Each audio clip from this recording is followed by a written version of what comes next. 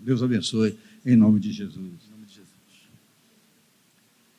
Amados, sentados mesmo como vocês estão, curve a sua cabeça e vamos orar a Deus. Pai, além de tudo que Tu já tens feito por nós até aqui, Senhor, que Tu possas nos conceder ainda maior compreensão da Tua palavra, Senhor, para que a gente possa caminhar debaixo da Tua iluminação, para a Tua honra e para a Tua glória, em nome de Jesus. Nos dá ouvidos para ouvir, Senhor, e nos dá mente boa para entender aquilo que Tu tens a dizer a nós no dia de hoje. Em nome de Jesus. Amém. Leio a você o que está no capítulo 23, verso 15 do Evangelho de Mateus, que diz assim, na versão Almeida Fiel: Ai de vós, escribas e fariseus, hipócritas, pois que percorreis o mar e a terra para fazer um prosélito, e depois de o terdes feito, o fazeis filho do inferno, 2 vezes mais que vós. Digo hoje, ai de vós, religiosos evangélicos hipócritas, que percorreis o mar e a terra para fazer um discípulo, e depois de o terdes feito, o fazeis filhos do inferno, 2 vezes mais que vós. Digo hoje, ai de vós, igrejas evangélicas hipócritas, que permitis que isso aconteça. Irmãos, hoje você vai aprender o que é um prosélito. Por que o prosélito fariseu era filho do inferno 2 vezes? Aonde estava a hipocrisia dos fariseus em seu proselitismo?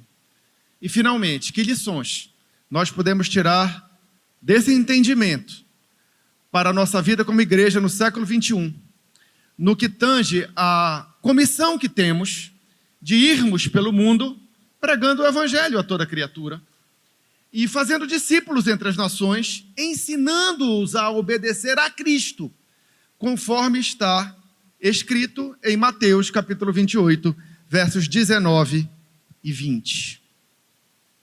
O que é um prosélito? Para eu lhe explicar o que é um prosélito, bora voltar no tempo.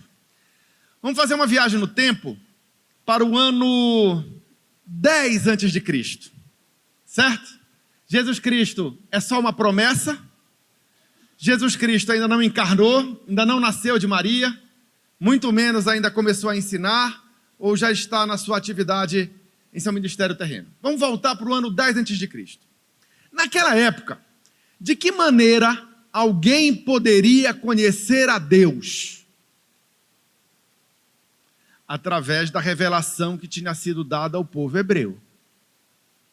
Se você nascesse de uma família hebreia, se você nascesse da descendência de Abraão, de Isaac e de Jacó, segundo a carne, e fosse um menino, você ia ser circuncidado ao 8º dia. Para quem não sabe o que é circuncisão, é cortar a pele do prepúcio do pênis, e você desde criança, bem pequenina, ia ser ensinado nas escrituras, na lei e nos profetas, ao ponto que quando você tivesse mais ou menos 13 anos, você já ia conhecê-las profundamente e capaz de recitá-las de cor. Você seria capaz de recitá-las de cor. Se você fosse menina, você ia participar da mesma circuncisão, primariamente pelo seu pai, e depois pelo seu marido, caso você viesse a se casar. Mas o fato de você ter a pele do prepúcio peniano circuncidada e conhecer profundamente a lei e os profetas, não fazia de você servo, filho do Deus de Abraão, de Isaac e de Jacó. Porque ter a circuncisão na pele do prepúcio peniano e conhecer as escrituras não faz do Deus de Isaac, do Deus de Abraão, do Deus de Isaac e do Deus de Jacó o seu Deus pessoal. Não é isso que faz. O que é que faz? O que faz você ser um filho de Deus, na perspectiva do Antigo Testamento, é você encontrar na lei e nos profetas a Jeová. como o único Deus todo-poderoso, Criador dos céus e da terra, Deus de amor, Deus de misericórdia, Deus de justiça, e estabelecer com este Deus um relacionamento de adoração e fé. É isso que faz. E esse processo é chamado na Escritura Sagrada, na Bíblia Sagrada, de circuncisão do coração. Então, o que te faz, na perspectiva do Antigo Testamento, um filho do céu, não é a circuncisão da pele do prepúcio peniano, não é você conhecer de cabo a rabo as Escrituras Sagradas de cor. O que te faz um filho do céu é a circuncisão do teu coração. É por isso que a Bíblia nos diz que nem todos os de Israel são verdadeiramente israelitas. Porque muita gente era nascido da descendência de Abraão, de Isaque e de Jacó, era circuncidado ao 8º dia, conhecia as Escrituras Sagradas, mas não tinha em Jeová o seu verdadeiro Deus pessoal. Não tinha experimentado a circuncisão do coração. E isso é inútil. Por isso, em várias passagens do Antigo Testamento, Deus alerta: esse povo me honra com os lábios, mas seu coração está longe de mim. Arrependei-vos, circuncidai os vossos corações. Quando vocês oferecem para mim sacrifícios, quando vocês apresentam para mim os seus louvores, eu sinto nojo, porque o que vocês estão falando, aquilo que vocês estão agindo, a forma como vocês estão cumprindo esses ritos, não traduz o que verdadeiramente está no coração de vocês. E era por isso que Deus fazia muito bem a diferença entre quem serve a Ele e quem não serve a Ele, na perspectiva do Antigo Testamento. Porque os que são de Deus são aqueles que tiveram os seus corações circuncidados. Nem todos os de Israel são de fato israelitas. Mas o contrário também podia acontecer. Alguém que era pagão, alguém que era idólatra, alguém que era politeísta, diante do contato com as Escrituras Sagradas, poderia ver que Jeová era o único Deus, e que era um Deus de amor, e que era um Deus de misericórdia, e que era um Deus de justiça. E amar esse Deus, e adorá-lo, e se render a Ele, e ter o seu coração circuncidado, embora não fosse da linhagem de Abraão, segundo a carne. Isso é o prosélito. Então, o que é o prosélito? Prosélito era alguém que, não sendo judeu, que não sendo da linhagem de Abraão, de Isaque, de Jacó, se converteu a Jeová. Isso é o prosélito. Mas esse prosélito que eu descrevi para você é filho do céu, ele não é filho do inferno. Mas não era isso que acontecia no proselitismo farisaico. Quando os fariseus anunciavam a Jeová, faziam o seu proselitismo, a forma como eles ensinavam a Escritura Sagrada não permitia à pessoa compreender quem Jeová verdadeiramente é. Não compreendiam, portanto, o amor, a misericórdia, a justiça, e que o relacionamento com Jeová é baseado não no cumprimento de regras, mas num relacionamento de fé e adoração. Aí o que acontecia? O prosélito se convertia ao farisaísmo. Vivia uma mentira e se converteu a outra mentira. Por isso era filho do inferno 2 vezes. Entenderam? Porque da forma como o fariseu fazia o seu proselitismo, pregava a sua boa nova, tá certo? Não dava para encontrar Jeová. Não dava. E é isso que Jesus denuncia claramente no Evangelho de Mateus, capítulo 23. Se você continuar lendo, e eu gostaria de ler para você alguns outros versículos, essa ideia vai ficar mais clara. No verso 23 e 24 do mesmo capítulo 23 de Mateus, Jesus diz assim: ai de vós, escribas e fariseus, hipócritas, pois que dizimais a hortelã, o endro e o cominho, e desprezais o mais importante da lei, o juízo, a misericórdia e a fé. Deveis, porém, fazer estas coisas e não omitir aquelas. Condutores cegos, que coais um mosquito e engolis o camelo. Versos 27 e 28. Ai de vós, escribas e fariseus, hipócritas, pois que sois semelhantes aos sepulcros caiados, que por fora realmente parecem formosos, mas interiormente estão cheios de ossos de mortos e de toda a imundície. Assim também vós, exteriormente, pareceis justos aos homens, mas interiormente estáis cheios de hipocrisia e de iniquidade. O que Jesus está mostrando aqui? Como é que se dava a vivência espiritual do farisaísmo e de seus prosélitos? Se dava baseado no que é exterior, no que interessa. Por exemplo, o tesoureiro da igreja sabe quanto eu dou de dízimo. Claro que sabe.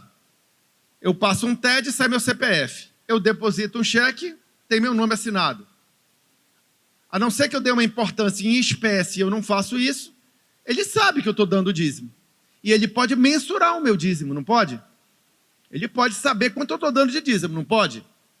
Mas ele não pode mensurar a minha gratidão, a minha generosidade, nem a minha alegria ao contribuir, porque essas coisas são imensuráveis.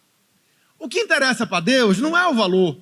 O que interessa para Deus é a minha gratidão, a minha generosidade e a minha alegria ao contribuir. Mas para o fariseu, o que interessava era o valor. Por quê? Porque o valor pode ser medido. O farisaísmo e seu proselitismo eram hipócritas, porque eles levavam a pessoa a se relacionar com Deus baseado naquilo que é norma, tá certo? Que é norma, que pode ser aferida, que pode ser constatada. Mas não avisava para o prosélito o que Deus realmente se importa é o que está dentro do coração dele, embora isso estivesse claramente expresso nas Escrituras. Por isso que Jesus chama eles de cegos. Vocês são cegos, porque está escrito lá na Escritura que o que Deus quer é misericórdia e não sacrifícios, que o que Deus quer é amor, fé, misericórdia e justiça. Deus não está preocupado com a norma, mais do que está preocupado com o que está dentro do teu coração. Até pelo que está escrito lá no livro de Provérbios, que de tudo que o homem deve guardar, ele deve guardar o quê? O seu coração. Entenderam? O proselitismo farisaico levava a pessoa a se converter a uma norma, mas não conseguia criar nela as condições necessárias para que o seu coração fosse circuncidado. Veja o que acontecia, por exemplo, na questão do sacrifício no templo. Qual era a norma? É que por causa do meu pecado, eu deveria o quê? Matar um animal para que o meu pecado fosse expiado e que a ira de Deus fosse minimizada sobre mim. Não era isto a norma? Mas o que é que Deus advertia lá através do profeta Isaías?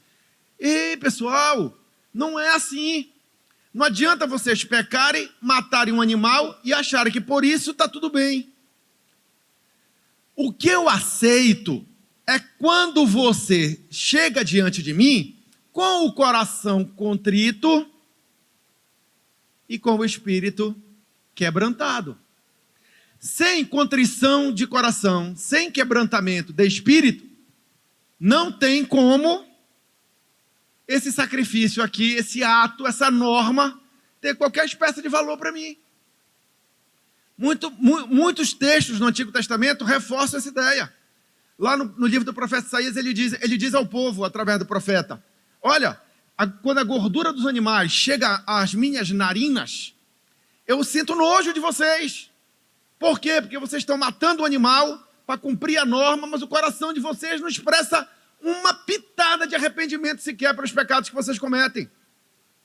Era isso que não era passado para o prosélito do fariseu. Para o prosélito do fariseu era o seguinte, tem que cumprir a norma. E a vida do prosélito mudava. Mudava, porque ele passava a adorar a um Deus só, ele abandonava o politeísmo, ele abandonava o paganismo, moralmente ele se ajustava numa conduta legal, que socialmente era considerada positiva, mas por dentro não tinha circuncisão de coração, não tinha a vida de Deus. E aí o que acontecia? O prosélito do fariseu, que antigamente era um sepulcro mal pintado, um sepulcro limento, um sepulcro com fungo na parede, deixava de ser um sepulcro mal pintado, um sepulcro sujo, para se transformar num sepulcro caiado. Mas continuava um sepulcro. Entenderam? Continuava um sepulcro. Cegos não enxergavam que o que importa para Deus é a circuncisão do coração. Porque circuncidado na carne o prosélito era. Mas essa não era a questão. A questão era a circuncisão do coração. Disseram bem. Tá certo? E era por tudo isso que o prosélito fariseu era filho do inferno 2 vezes. Porque vivia uma mentira e continuava vivendo outra mentira. Mas agora eu creio que Deus é um só. Fazes bem. Até os demônios creem e estremecem. Isso não adianta de nada. Entenderam? Pois bem. O que deixa claro que os fariseus, e obviamente seus prosélitos, eram cegos, e que essa história não podia dar certo, porque um cego guiando outro cego não acaba bem, vão acabar caindo os dois no abismo, era a questão da cura no sábado. Quando Jesus começou a curar no sábado, os fariseus ficaram loucos. Por quê? Porque eles davam mais valor para o cumprimento da norma do que para o sofrimento humano.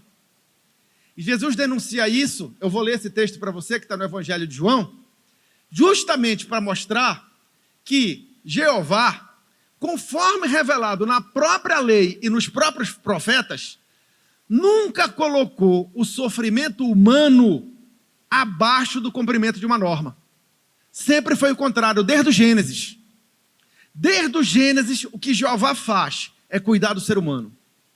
E como é que agora, diante de Jesus estava um homem doente, porque era sábado, Jesus não poderia curá-lo?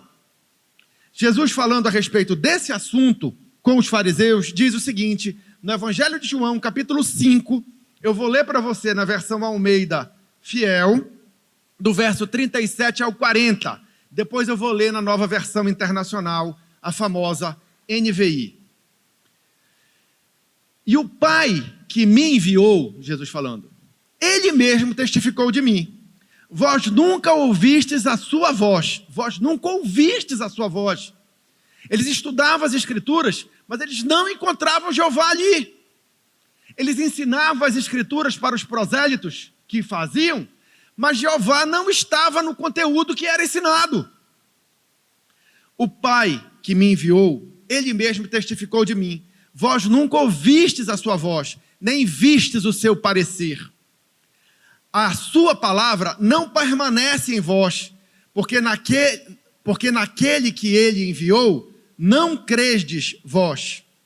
Examinai as Escrituras, porque vós, fariseus, hipócritas, cuidai ter nelas a vida eterna, e são elas que testificam de mim, e não quereis vir a mim para terdes vida. E aí continuam sendo sepulcros caiados.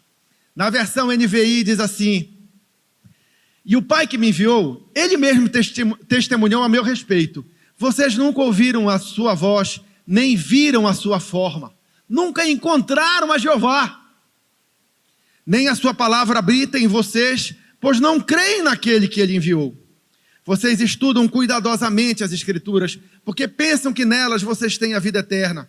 E são as Escrituras que testemunham a meu respeito. Contudo, vocês não querem vir a mim para terem vida. Eu não aceito glória dos homens, mas conheço vocês. Sei que vocês não têm o amor de Deus. Entenderam? Não ia dar certo esse proselitismo fariseu, né? Por quê? Porque eles apresentavam um Jeová que não condiz com a realidade. Eles diziam que Jeová dava valor mais para uma determinada coisa do que para outra, quando que na verdade é o contrário. Eles diziam que Jeová exigia do homem o cumprimento de normas, e que isso era a base do relacionamento entre o homem e Jeová. Mas a Escritura Sagrada, cumprida em Cristo, diz que é o contrário, que não é pela obra, mas sim pela fé. Por isso que o prosélito fariseu era filho do inferno 2 vezes. Onde está a hipocrisia em todo esse processo? Bem, além daquilo que já foi exposto aqui, o proselitismo fariseu levava a hipocrisia pela sua própria maneira de ser. Eu explico. Vamos tentar fazer aqui um raciocínio mental com base naquilo que Jesus revela a respeito desse assunto, para nós entendermos mais ou menos como a coisa acontecia, como é que a hipocrisia acontecia. O prosélito fariseu, sincero, perguntava para o mestre fariseu: mestre, como eu faço para agradar a Deus? O mestre fariseu dizia: cumpra as normas. Cumpra as normas. Dê o dízimo, mate o animal para expiar seus pecados, faça jejum, vá nas festas, vá no templo, faça o que tem que fazer. Faça o que tem que fazer. Cumpra a regra, cumpra a norma. Aí o prosélito fariseu diz assim: legal, cumpra a norma, certo, beleza. Aí o fariseu sincero, o prosélito fariseu sincero, passa a tentar cumprir a norma. Sabe o que ele vê? Que a norma não se encaixa na amplitude total do que é a lei de Deus para o homem. Lembra? Eles estudavam cuidadosamente as Escrituras.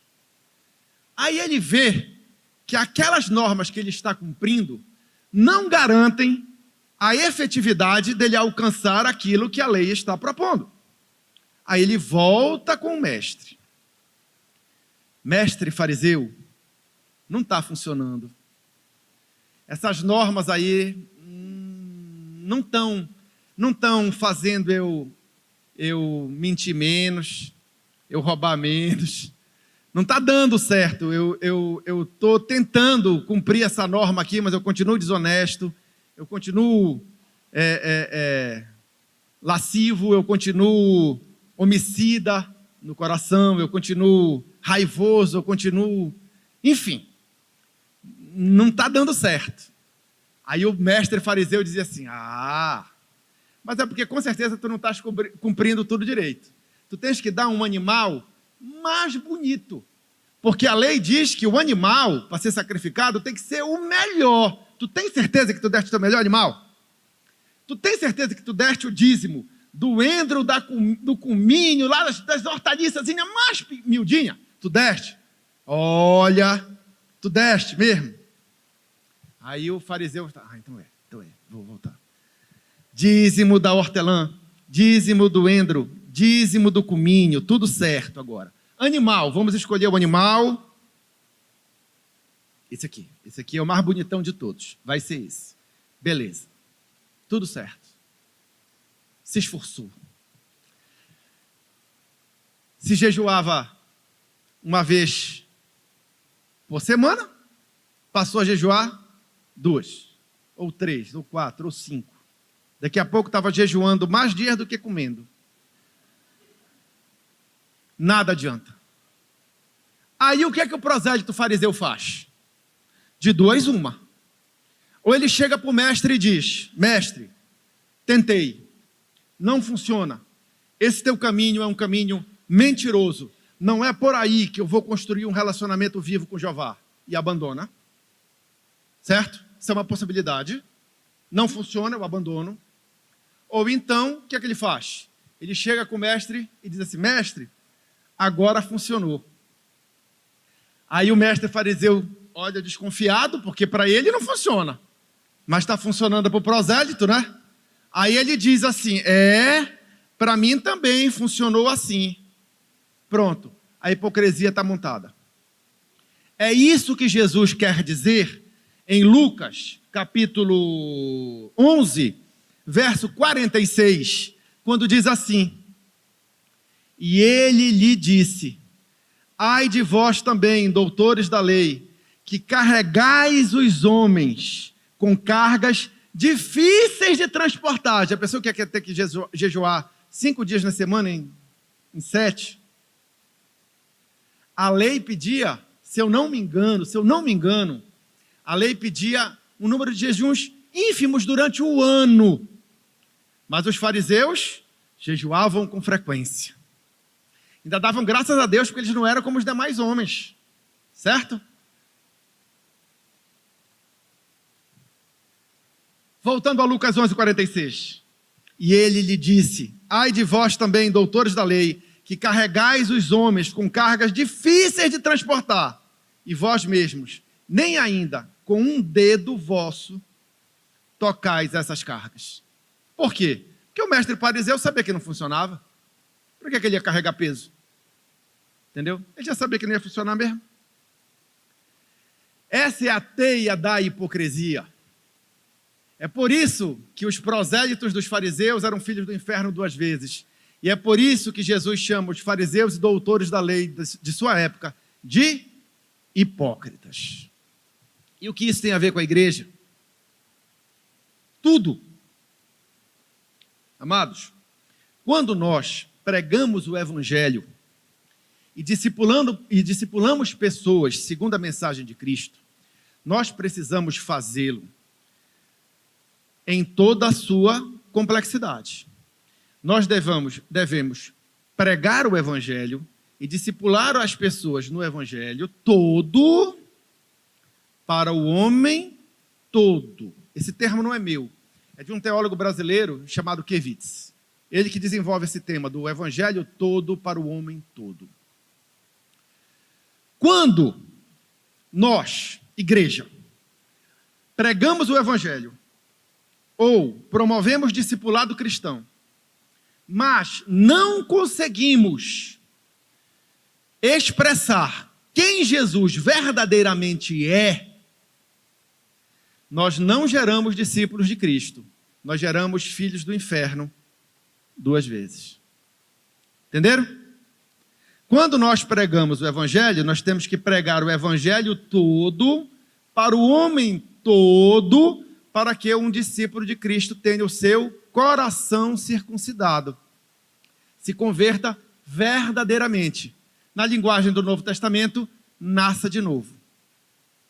Se você prega um evangelho de forma infiel, esse processo é corrompido. Se você discipula com infidelidade, esse processo é corrompido. Você não gera discípulos de Cristo, você gera filhos do inferno. Precisamos aprender a evangelizar e a discipular, usando o evangelho todo para o homem todo. E o que isso significa? Vamos entender. O evangelho todo. O evangelho, ele é paradoxal. Tá certo? Ele tem lados distintos e muitas vezes antagônicos. Nenhum deles pode ser deixado de lado. Tá certo?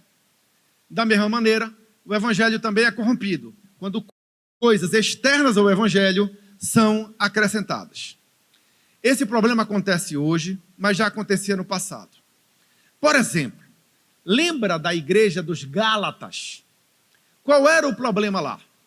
O evangelho foi pregado, o evangelho da graça de Deus, não o evangelho da lei de Deus, mas o evangelho da graça de Deus foi pregado, e as pessoas se converteram a Cristo. Beleza. Passado um tempo, apareceu uma galera lá, acrescentando um aspecto ao evangelho que originalmente não havia sido dito à igreja dos Gálatas. Que aspecto foi esse? Pessoal, servir a Cristo, tudo bem, Jesus Cristo, o Messias, tudo bem, mas tem que circuncidar. Isso é um acréscimo ao evangelho. Paulo ficou sabendo disso e ficou furioso. Foi tomado por uma tristeza tremenda em relação aos Gálatas, dizendo assim: gente, vocês estavam andando direito, vocês estavam andando no evangelho correto, e agora já estão se desviando para um outro evangelho de perdição. Por quê? Porque entenda, pessoal, o evangelho da graça diz que a obra de Cristo resolve. A obra de Cristo resolve tudo. Resolve tudo, não tem necessidade mais de nada, ela é perfeita e completa. Quando você admite que há necessidade de um sinal exterior para validar a obra do Espírito no seu interior, o que você está dizendo? Que a obra de Cristo não é perfeita, não é completa, nem é definitiva para resolver os problemas do homem. O que é isso? É um falso evangelho. Esse evangelho não cria discípulos de Cristo. Esse evangelho cria filhos do inferno. Por quê? Porque a construção do relacionamento salvífico com Deus se dá por uma manifestação de sua graça mediante a fé. Isto não é por obras. Então não tem esse negócio de necessitar de algo para a salvação. Não tem isso. Era a circuncisão, mas poderia ser a obrigatoriedade de guardar o sábado. Era a circuncisão, mas poderia ser a obrigatoriedade de dar o dízimo. Era a circuncisão, mas poderia ser a obrigatoriedade de oferecer um sacrifício de animal. Isso é uma corrupção do evangelho. Entendeu? Porque pela graça nós somos salvos mediante a fé. Isso não vem de nós, é dom de Deus. Não por obras. Não é por nada do que eu faça. Tá certo? Mesmo que eu morra por Cristo, isso nada é se não houver amor. Eu posso dar dízimo perfeitamente durante toda a minha vida. Eu posso, no momento de perseguição, me oferecer para morrer pelos irmãos. Eu posso ter todo o conhecimento da Bíblia, todo o conhecimento de todas as coisas, falar todas as línguas, sejam elas humanas, sejam elas espirituais. Se não tiver amor, nada se aproveitará. Entenderam? Esse era o problema dos Gálatas. Aos romanos, o problema era outro. Nos Gálatas, o problema foi a adição, a corrupção do evangelho por adição. Aos romanos, o problema era a subtração. Os romanos, tal qual os Gálatas, também receberam o evangelho da graça de Deus. Lembra? Não era o evangelho da lei de Deus, era o evangelho da graça de Deus. Os romanos receberam o evangelho. Mas lhes foi ensinado uma corrupção que subtraiu do evangelho o aspecto da santidade, sem a qual ninguém verá o Senhor. Que aspecto era esse? Foi dito para os romanos o seguinte: pessoal, a salvação é pela graça. É um ato de fé, é um ato da graça de Deus. Então, como a graça de Deus cobre e lava todos os pecados, o pecado não é problema. O que é isso? É uma subtração de um aspecto fundamental do evangelho, que é a necessidade de arrependimento e abandono de uma vida de erro. aquele que está em Cristo, nova criatura é, porque Jesus Cristo faz, pela sua graça, que nós sejamos como Ele é por natureza. Esse é um princípio básico do Evangelho. Mas os romanos aprenderam assim. Como a graça cobre todos os pecados, por mais que eu peque, não tem problema nenhum. Então vamos continuar na gandaia, porque está tudo bem. O que Paulo escreve a eles? Isso é corrupção. Vocês estão se tornando filhos do inferno 2 vezes, porque viviam numa mentira e agora estão vivendo outra mentira, aquela de que a santidade da vida não é importante para Deus. Que diremos, pois? Viveremos no pecado nós que para ele morremos? Porque estar em Cristo e ser uma nova criatura em Cristo implica em ter vida em Deus. E ter vida em Deus significa em morrer para o pecado. Entenderam? Corrupções do Evangelho. Hoje não é diferente, pessoal. Hoje não é diferente. Hoje, o Evangelho tem recebido muitos acréscimos. Muitos acréscimos. E também tem sofrido muitas subtrações. Tá certo? Diversos acréscimos, sobretudo de perspectivas do judaísmo, têm se infiltrado no Evangelho de Cristo no tempo presente. Essas coisas parecem inofensivas, mas não são. Porque, repito pela 3ª vez, o Evangelho de Cristo é o Evangelho da graça de Deus e não da lei de Deus. Entenderam? A impossibilidade de compreender o Evangelho em sua integralidade também afeta a maneira como nós vemos a própria construção do nosso relacionamento com Deus, quando nem todas as faces desse relacionamento de fé são expostas. Vou dar um exemplo, vou falar de uma forma mais clara. O Evangelho é um Evangelho de paz, não é? Ele traz o que para nós? Traz paz com Deus. Coisa maravilhosa. Paz com Deus, o meu Criador, o Deus Todo-Poderoso, esse tem paz comigo e eu com ele. Mas ele também traz espada, pessoal. Porque o crer em Cristo também te bota em conflito com o teu íntimo, porque o Espírito milita contra a carne e a carne milita contra o Espírito, porque são opostos entre si. Te bota em conflito com o sistema do mundo que jaz no maligno.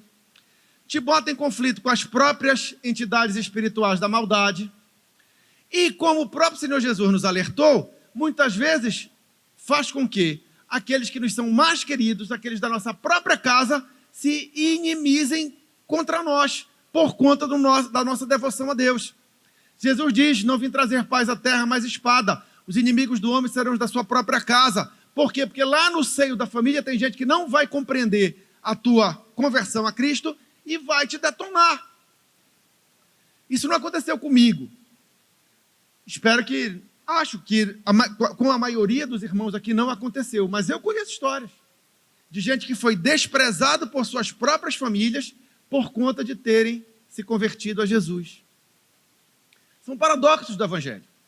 Eu gosto muito da forma como o Evangelho é apresentado aos Hebreus, na carta aos Hebreus. Bora ler? Deixa eu abrir esse parêntese aqui. Não vamos se sair muito do rumo, não. É só para exemplificar. Hebreus, capítulo 11, eu vou ler na versão NVI, do verso 32 ao 39. Deixa eu só explicar. A carta aos Hebreus, como disse, é um texto para explicar o Evangelho aos Hebreus, para mostrar que a obra redentora de Jesus Cristo é superior ao que havia antes, segundo a antiga aliança, certo? E um dos pontos que essa carta trabalha é justamente a instrução de que o relacionamento entre o homem e Deus é baseado em fé.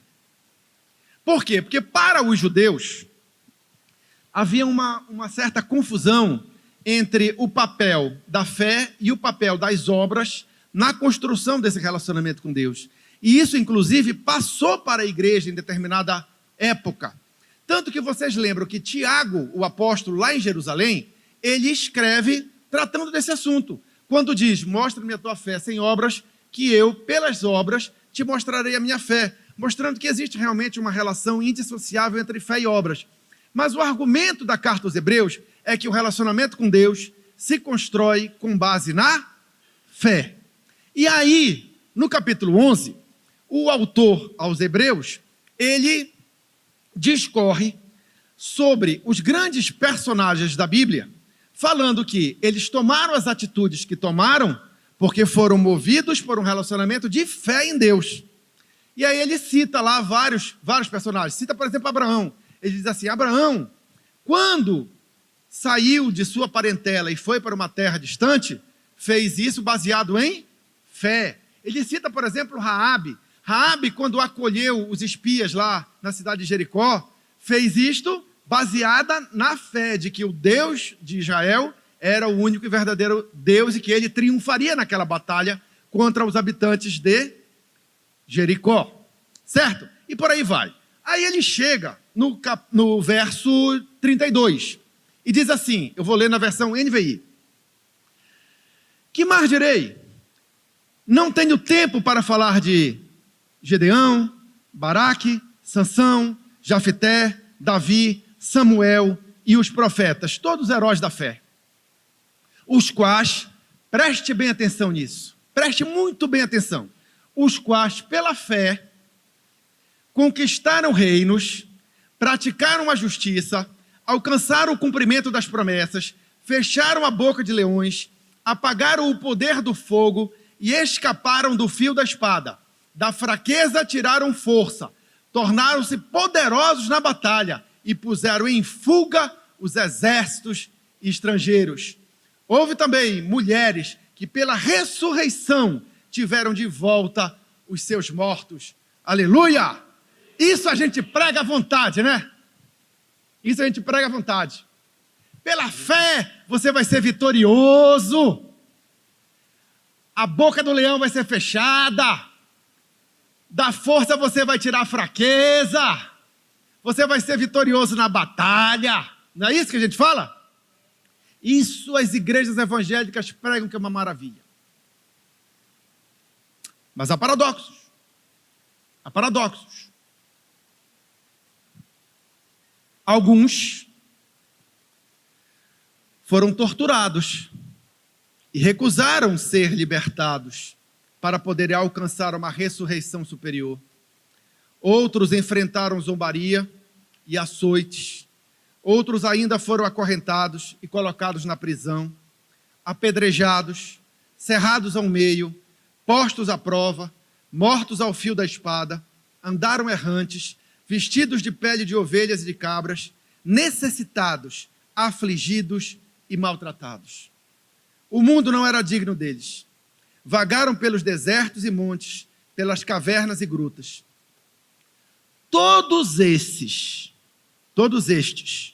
receberam bom testemunho por meio da fé.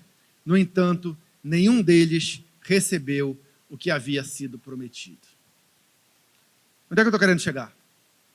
Que no Evangelho todo está escrito, está revelado, está anunciado que a mesma experiência de fé que te faz prosperar, que te faz vencer, que te faz escapar, também é a mesma experiência de fé que te leva ao martírio, à zombaria e à humilhação. Mas isso não é dito. É? É? Pois é. O Evangelho todo implica em você compreender todos os seus lados. Alguém dirá, mas Alexandre, com essa mensagem ninguém vai se converter. Vai sim. Quando forem soprados pelo Espírito Santo de Deus, quando forem convencidos do pecado, da justiça e do juízo, vão sim.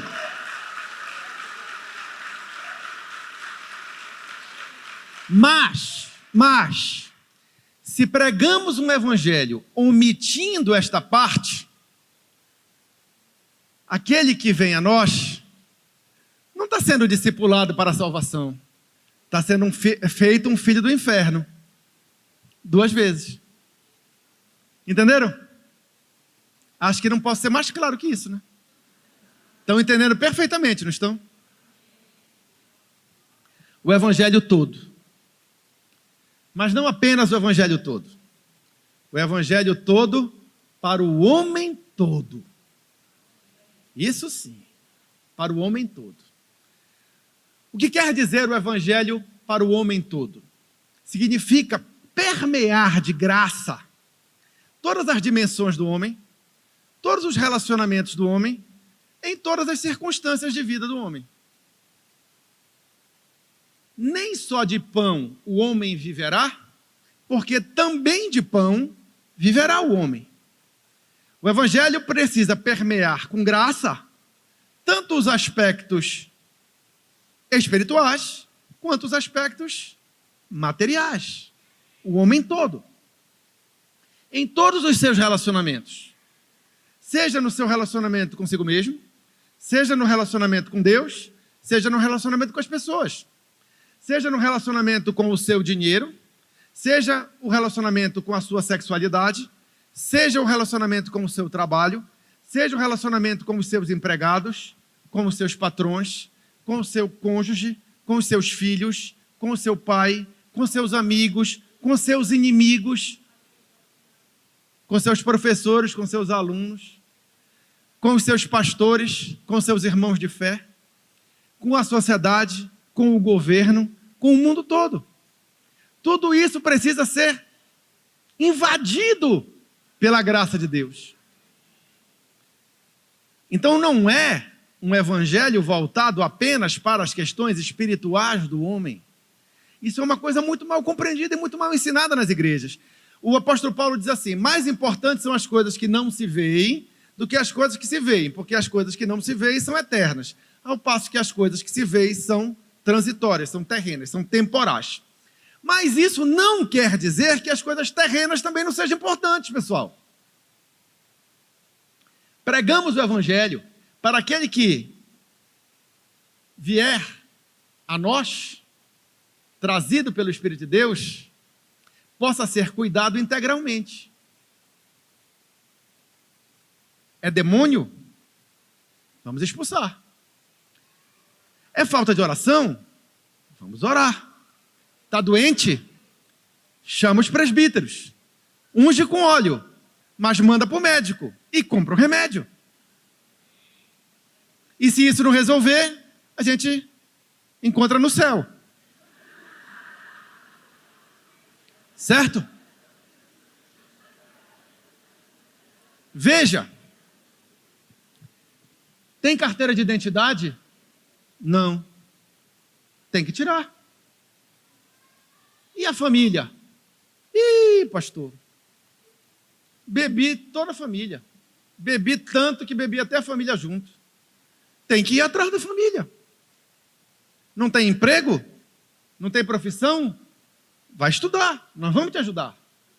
O evangelho todo para o homem todo. Nas dimensões espirituais e materiais. Para todos os relacionamentos. E em todas as circunstâncias. Seja macho, seja fêmea. Seja rico, seja pobre. Seja culto, seja inculto. Seja escravo, seja livre. Cristo é um em todos. Entenderam? O evangelho todo para o homem todo. Assim, evangelizamos com fidelidade e discipulamos com honestidade. Amputando ou acrescentando algo a isto, segundo o ensino do nosso Senhor Jesus Cristo, não estamos fazendo discípulos de Cristo. O que estamos fazendo? O que é que nós estamos fazendo? Filhos do inferno 2 vezes. Isso. Estão ligados. Entenderam? É simples assim. É simples assim. A questão é que tipo de crente seremos. Se seremos como os mestres fariseus hipócritas que não viviam o que ensinavam, até porque sabiam que o que ensinavam não podia ser vivido, tá? Mas se nós vamos ser crentes que realmente vivem aquilo que pregam, e não só isso, pregam aquilo que vivem integralmente. Pessoal, é uma tragédia quando alguém prega o evangelho corretamente, discipula em Cristo corretamente e não vive. Isso é uma tragédia. Mas isso é uma tragédia que só afeta a pessoa que o faz. O que nós, como comunidade, temos que ter cuidado é porque quando nós pregamos um evangelho errado e discipulamos de forma errada, a gente destrói a vida de muita gente. Por isso nós precisamos ser zelosos e cuidadosos. Pastor Monteiro, no momento atual da nossa reunião aqui, nós vamos abrir a oportunidade para você que ouviu esta palavra, entendeu o que precisa do evangelho todo para toda a sua vida, tomar a decisão de aceitar a Cristo como seu único e suficiente Salvador e Senhor. O pastor Monteiro vai conduzir esta oportunidade, e é uma coisa muito preciosa. Sabe por quê? Porque a gente não sabe o dia de amanhã. A gente não sabe nem o dia nem a hora. Entendeu? Mas, se o Espírito Santo de Deus estiver dizendo, eu quero você, eu quero te ajudar como um todo, pregando a mensagem da minha graça para todas as áreas da tua vida e implantando ela no teu interior, agora é a hora. Certo, pastor Monteiro? Tem um problema aí. Qual é o problema, pastor? É que a Bíblia diz que meu coração é enganoso. Ah, sim. E eu estou usando isso como artifício para justificar minha grosseria, minhas mentiras, entendeu? Só que se eu der um pulo mais para frente, eu chego, isso está lá em Jeremias 17, mas eu chego em Ezequiel 11, e ele diz, eu vou dar um coração novo para você. Essa é a hora. Você não pode se enganar, porque a verdade não é essa. Então é importante que a gente saiba que o processo transformador tira qualquer defeito para proporcionar a cada um de nós uma oportunidade. E é por isso que, num momento como esse, todos nós precisamos ter a humildade de reconhecer que nós precisamos a cada dia de um relacionamento de verdade. Eu gostei muito do evangelho todo para o homem todo. Não adianta ser uma coisa aqui, outra na rua, outra no trabalho, outra em casa. A unificação do caráter, só Jesus providencia. E você que está aqui hoje, pode olhar para você e entender, eu estou me enganando. Esse coração precisa me levar a mudar a minha mente. Porque só assim eu vou saber qual é a boa, perfeita e agradável vontade de Deus. E se aqui nesta manhã alguém entende que precisa não olhar para o lado, não ficar com vergonha de ver o de ser, mas dizer, eu preciso viver o evangelho de verdade. Esse é o momento. Não é que o apelo seja uma automaticidade do culto, mas o apelo é uma necessidade de abrir portas, ousada e corajosamente, para que essa oportunidade não fuja e você aproveite de coração.